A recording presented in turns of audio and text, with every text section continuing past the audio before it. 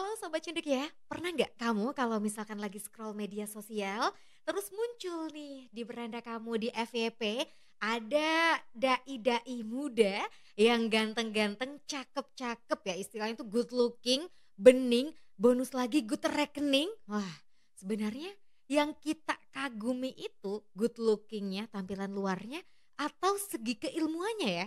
Nah, atau keduanya?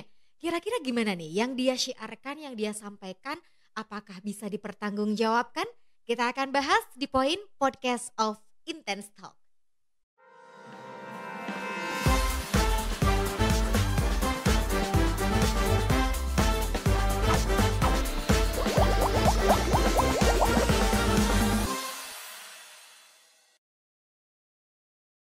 Halo Sobat Cendekia ya, oke kita masih ketemu lagi di poin ya, Podcast of Intense Talk. Dan kali ini udah sampai di episode 6. Kita juga sudah ada kedatangan tamu di sini, narasumber kita.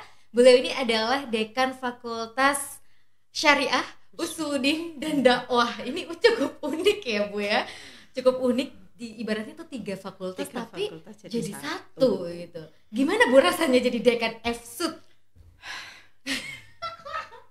Cukup tarik nafas ya. Ini sudah mewakili sih, sudah mewakili tarikan nafas yang dalam, tiba-tiba dihembuskan. Rata-rata teman-teman itu yang beberapa teman saya seangkatan yang memang ada yang kesibukannya di perguruan tinggi itu pasti tanya, kok 3 fakultas jadi satu? Rata-rata gitu. Itu dia, 3 fakultas kok jadi satu. Dan kebetulan ini Bu Isti dekannya. Apakah ada keterkaitannya nih sama backgroundnya Bu Isti? Gitu. Ada nggak ya? Kalau saya sih kebetulan S1 S2-nya memang Ulumul Quran. Dan itu di Institut Institut Ilmu Al-Quran Jakarta yang memang muatan lokalnya memang konsentrasinya itu di Ulumul Quran. Jadi ya alhamdulillah gitu ketemu orang-orang yang luar biasa di sana. Jadi disambung-sambungin lah ya, disambung-sambungin juga nyambung ternyata Ulumul Quran ya. Nah kebetulan topik kita hari ini juga nggak jauh-jauh sih dari ayat-ayat itu. Nah selama Ibu kuliah di IIKI berarti ya, IIKI itu ada praktek dai juga nggak sih Bu? Ada praktek dakwahnya, ada praktek syiarnya gitu, ada nggak? Ada. Karena IIKI Jakarta khususnya, IIKI kan ada IIKI Wonosobo, IIKI Jogja, IIKI Jakarta lah. IIKI Jakarta karena kebetulan itu tempatnya di pusat kota, di ibu kota, jadi justru dakwah-dakwah itu langsung ke misalnya radio-radio, di TV-TV, atau bahkan momen-momen yang itu sifatnya nasional. Karena deket. Karena deket ya. Tapi sekarang dakwah itu jadi makin gampang Bu. Makin gampang dengan adanya media sosial ya kan. Apalagi Gen Z ya, hobinya main HP. Hobinya main HP. Nah kalau lihat HP itu banyak sekali bermunculan dai-dai baru, dai-dai muda. Betul nggak Bu? Betul. Itu kalau menurut Ibu sendiri gimana nih Bu? Jadi kalau menurut saya justru para pendakwah atau dai itu memang harus dekat sama media sosial. Kalau menurut saya pribadi ya harus dekat, karena kalau tidak nanti media sosial itu akan digunakan sama orang-orang yang tidak bertanggung jawab. Nah, yang menjadi masalah yang menjadi masalah itu yang muncul di media sosial, yang tampil di layar itu adalah dai-dai yang kalau menurut saya keilmuannya masih perlu dipertanyakan.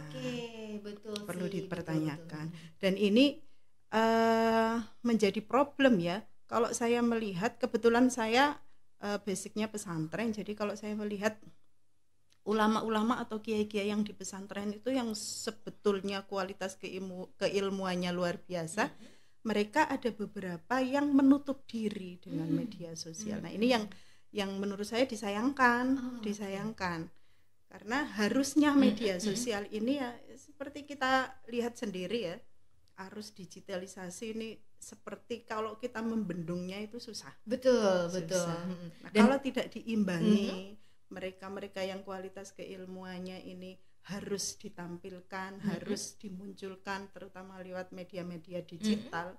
Ya akhirnya media digital itu akan dikuasai oleh orang-orang yang sebenarnya kualitas keilmuannya kita sendiri meragukannya, kurang berkompeten gitu ya.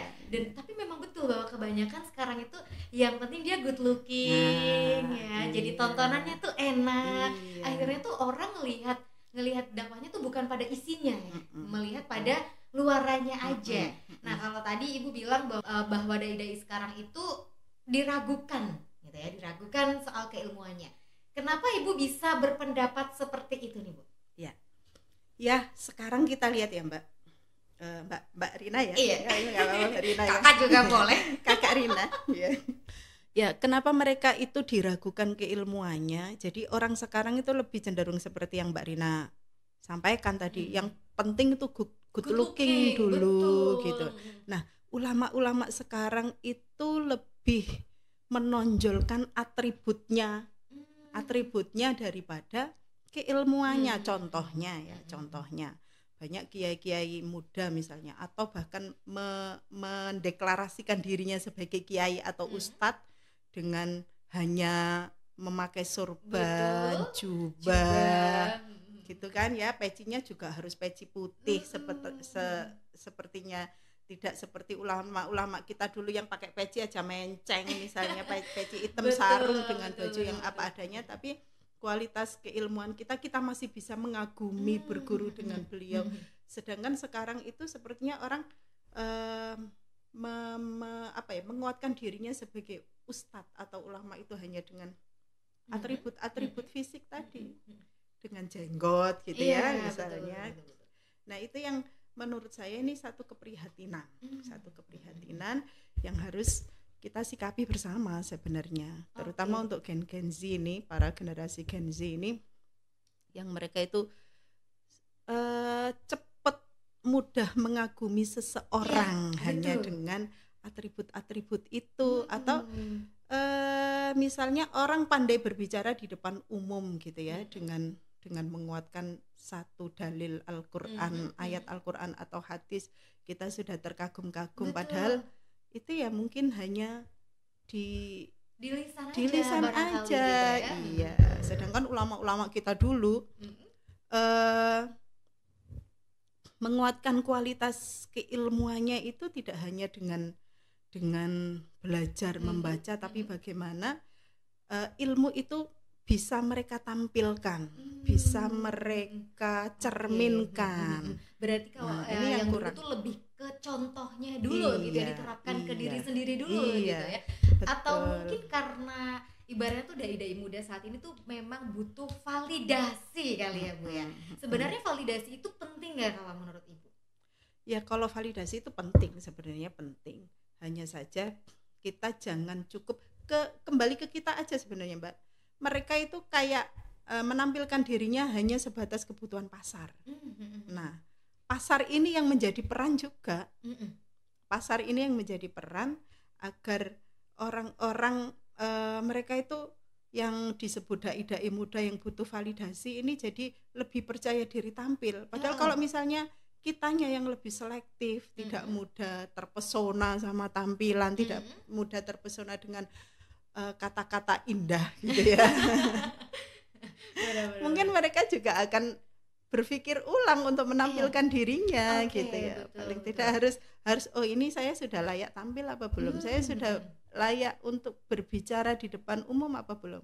Saya sudah layak untuk ditampilkan di media sosial belum? Oke, berarti harusnya balik lagi ke kita gitu ya. Kita cukup berperan aja. Karena memang yang namanya perkembangan, yang namanya arus media sosial tuh nggak bisa dihentikan, nggak bisa dibendung ya, Bu ya. Nggak bisa dicegah juga, dan kita nggak bisa ngelarang orang buat kamu tuh nggak usah tampil di media sosial gitu loh, nggak bisa ya, Bu ya. Harus kita lagi nih yang selektif. Kira-kira orang ini gimana? Tapi barangkali ya, Bu, kalau tadi Bu sempat bilang bahwa mereka ini hanya berlandaskan 1-2 dalil atau 1-2 hadis gitu ya, udah berani tampil. Barangkali mereka ini juga patokannya adalah sampaikanlah 1 ayat. Sampaikanlah gitu ya. Sampaikanlah itu walaupun hanya 1 ayat. Nah, ini gimana nih, Bu, kalau menurut Ibu? Ya, memang itu ya. mereka rata-rata malah justru itu yang menjadi Nah, ini cukup unik ya. Saya tuh melihat terutama di TikTok misalnya, saya pernah ada artis sekarang itu kan sering banyak kajian-kajian gitu. Dan artis-artis ini suka mengambil mengundang ustadz-ustadz atau kiai-kiai yang hanya fenomenal. Iya, betul. Yang lagi viral. Iya. Gitu ya. Nah, ini pernah saya melihat menonton itu cuplikan dari kajian mereka itu ketika ada salah satu dari mereka bertanya hukum kalau tidak salah waktu itu hukum mencium istrinya kemudian langsung sholat gitu ya. Apakah itu boleh? Nah, ini yang saya dulu sempat kaget lihat jawaban ustadznya itu. Ketika ustadznya menjawab, ya yang dilakukan Rasulullah itu pernah Rasulullah melakukan itu. Gitu. Jadi kalau kita, terutama di tradisi NU, itu melihatnya adalah kalau dihadapkan pada satu hukum, yang dilihat, yang dibaca adalah kitab fikih. Kira-kira pandangan ulama terutama 4 madhab fikih ya. 4 madhab fikih ini dilihat bagaimana hukumnya. Nah, kita tradisinya seperti itu. Jadi tidak asal ngomong. Betul memang ada hadis yang menyatakan bahwa ketika Rasulullah mencium Aisyah kemudian langsung sholat tidak wudhu lagi, itu ada hadis seperti itu. Tapi kan ini yang tidak dilakukan oleh ulama sekarang adalah mempelajari hukum itu tidak dengan akarnya. Oke, betul. Berarti baru sampai hanya permukaan mengutip aja. hadis, mengutip ayat. Mereka tidak punya basic dasar keilmuan ulumul Quran, usul fikih, bahasa Arab yang baik. Nah, ini problemnya. Dan mereka cukup percaya diri. Dan mungkin memang ini yang terjadi saat ini ya, kemunculan dai-dai muda melakukan hal yang sama ini ya. Mereka cukup percaya diri dan tidak tahu letak kekurangannya. Padahal ulama kita itu sangat hati-hati ketika menyampaikan suatu hukum. Harus segala aspek keilmuan keagamaan itu sudah dikuasai pada usul fikihnya, bahasa Arabnya, kaidah tafsirnya, itu sudah dikuasai oleh ulama-ulama kita. Dan apa ya yang tidak dilakukan oleh ulama sekarang itu. Oke, nah tapi sekarang ya Bu, setelah mungkin tahu ini kan akan muncul juga problematika sebagai generasi muda yang mungkin dia kepengen mensyiarkan itu, mensyiarkan hal baik, tapi dia jadi ragu-ragu sekarang. Gimana ya, katanya suruh sampaikanlah walaupun hanya 1 ayat. Sekarang kalau kasusnya kayak gini, ya jadi nggak bisa nyampein 1 ayat, takut nih aku. Nah, itu gimana nih, itu Bu? pentingnya harus baca buku sebenarnya. Baca buku, baca kitab bukunya nggak hanya satu, belajar fikihnya nggak hanya fikihnya Imam Syafi'i. Terutama ini ada kalau mahasiswa itu harusnya minimal 4 madhab itu dibaca semua, jangan hanya berpatokan satu. Nah, ini yang tidak dilakukan oleh generasi sekarang. Mereka hanya mengambil informasi mentah dari media sosial, searching yang tanpa tahu dasarnya dari mana, tidak mau baca buku, tidak mau baca kitab. Ini yang harusnya kalau misalnya betul kita ada tuntutan untuk menyampaikan walaupun 1 ayat itu betul. Tapi apakah kemudian kita kewajibannya hanya menyampaikan saja? Nah, itu dia. Lebih dari hanya menyampaikan, kita punya kewajiban untuk mengetahui. Oke, jadi harus betul-betul mengetahui dulu nih sampai akar-akarnya. Iya. Gitu ya. Nah, kalau tadi Ibu bilang bacalah buku yang banyak, pelajari gitu ya. Apakah hanya cukup dengan mempelajarinya saja, membaca sendiri ya, sedangkan sanad keilmuannya nanti dipertanyakan nih, Bu. Ini gimana? Ini saya lihat flashback ke belakang. Rasulullah itu ketika turun 1 ayat ke beliau, itu 1 ayat itu tidak hanya dibaca sama beliau, dibaca, dihafalkan, dikuasai, dipahami. Tidak hanya sebatas dipahami, bahkan bagaimana ayat ini kemudian bisa diaplikasikan dalam kehidupan sehari-hari. Dan itu kemudian disampaikan, ditularkan itu kepada para sahabat. Akhirnya ayat itu menjadi karakter oleh Rasulullah dan para sahabat. Baru kemudian Disiarkan gitu ya. Ini, nah ini kita bisa belajar dari Rasulullah begitu. Nah kadang kita itu hanya membaca kemudian menyampaikan tanpa kita memperdulikan, oke, saya ini Harus coba diterapkan oke dulu ke belum saya, ini gitu ya. ya. Diri saya ini sudah oke belum ini menyampaikan dalil, menyampaikan ayat atau menyampaikan hadis tanpa melihat ini saya sudah pantas belum menyampaikan. Nah, yang hanya digarisbawahi oleh orang-orang itu adalah kewajiban menyampaikannya, bukan kewajiban memahami dan mengaplikasikannya. Nah, ini dia gitu. nih yang sering apa ya, sering salah kaprah ya Bu, yang biasa dibilang gitu lah. Sering salah kaprah adalah kita hanya fokus ke kewajiban menyampaikan, tapi tidak mendalaminya, tidak mungkin mentadaburi, tidak menanamkan di dalam karakter kita dulu. Gitu. Memahami dulu, menanamkan dulu, juga terus baru menyampaikan. Jadi menyampaikan ini jangan urutannya ditaruh di atas. Itu betul, hadisnya betul, itu memang hadis. Kita punya tuntutan untuk menyampaikan apa yang kita ketahui. Betul itu. Semua umat Islam punya tuntutan itu. Tapi itu tuntutan itu setelah kita membaca, memahami, mengetahui, bahkan sudah mengaplikasikan. Jadi urutannya ini jangan salah. Jangan kebalik-balik gitu ya. Nah ini Bu, fenomena-fenomena yang terjadi sekarang ya, itu sebenarnya ada dalilnya nggak sih? Dulu sudah disampaikan nanti masa depan bakalan terjadi kayak gini. Itu ada nggak Bu? Itu ada hadis Rasulullah ya. Hadis yang diriwayatkan oleh Sahih Bukhari itu cukup panjang hadisnya. Di bawah ini ya. Iya. Hadisnya cukup panjang. Bismillahirrahmanirrahim. Mudah-mudahan nggak salah ini ya. Innallaha la yaqbidul ilma intiza'an yantazi'uhu anil ibadi walakin yaqbidul ilma biqabdil ulama'i hatta la yubqi alimun ittakhadhan nasu ru'usan juhalan fasu'ilu fa'aftau bighairi ilmin fadallu wa adallu.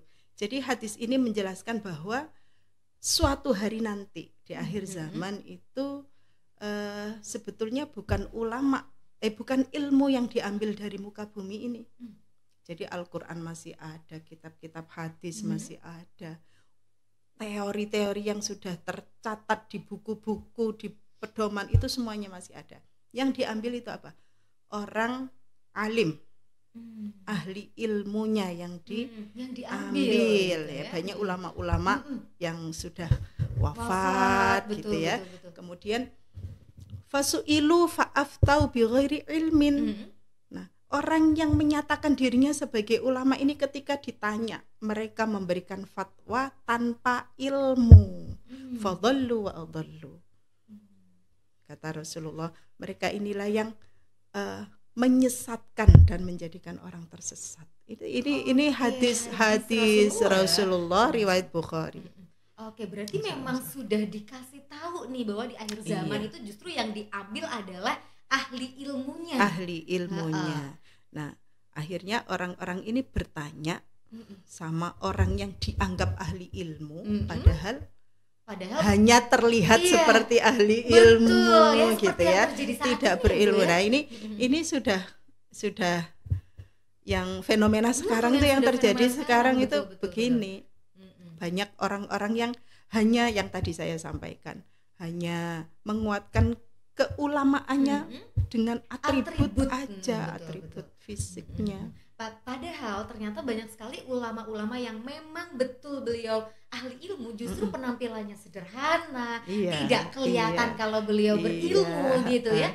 Tapi kalau orang-orang sekarang memang itu tadi butuh validasi, butuh diakui bahwa aku berilmu loh kayak gitu. Akhirnya memunculkan di media sosial dengan atribut-atributnya gitu ya. Iya, yang mereka tekankan itu kan kepandaian untuk menyampaikan itu. Iya, yang mereka tekankan kan. Iya, betul. Nah, harusnya kalau memang sudah memberanikan diri tampil di media sosial, ya harus tampil dengan secara keseluruhan. tidak masalah. Menurut saya itu oke, nggak apa-apa. Tapi perkuat dengan artinya belajarnya harus lebih gitu. Orang yang memberanikan diri tampil di media sosial dengan menyampaikan ilmu agama ya. Jadi saya nggak bilang semua ilmu agama khususnya lah ya. Khususnya ilmu agama ini harus mempersiapkan dirinya dengan pengetahuan tadi. Apakah hanya cukup dengan membaca buku atau mungkin setelah kita membaca buku itu harus ketemu dulu nih sama ahli ilmunya gitu? Itu perlu nggak Bu? Agar memperkuatkan sanad keilmuannya tadi? Perlu. Sangat perlu. Tapi permasalahannya anak-anak sekarang ya kayaknya aku cukup lihat di Google. Kan gini, kalau kita sanad keilmuannya, saya lebih lebih sepakat kita nggak harus. Ya kalau dulu iya, tapi untuk sekarang itu kita nggak harus menyambungkan sanad keilmuan kita itu dengan harus langsung bertemu. Kenapa Bu? Kenapa? Ya karena sekarang itu sudah serba mudah. Sudah serba mudah. Kalau saya mengambil ilmu dari seorang guru, seseorang, kalau misalnya bisa kita lihat dengan media sosial dengan mengikutinya tidak masalah, tapi harus jelas.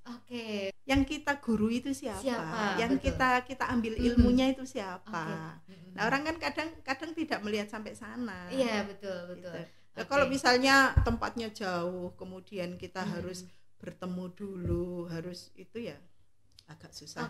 Artinya kalau misalkan kita mau mengambil ilmu dari ulama gitu ya, atau mungkin ahli ilmu di media sosial itu harus dicari tahu dulu backgroundnya, latar belakangnya yang jelas gitu ya, bisa dipertanggungjawabkan atau tidak. Nah ini balik lagi ke PR kita sih sebagai anak muda, harus benar-benar bisa memfilter berarti nggak Bu ya? Jadi standar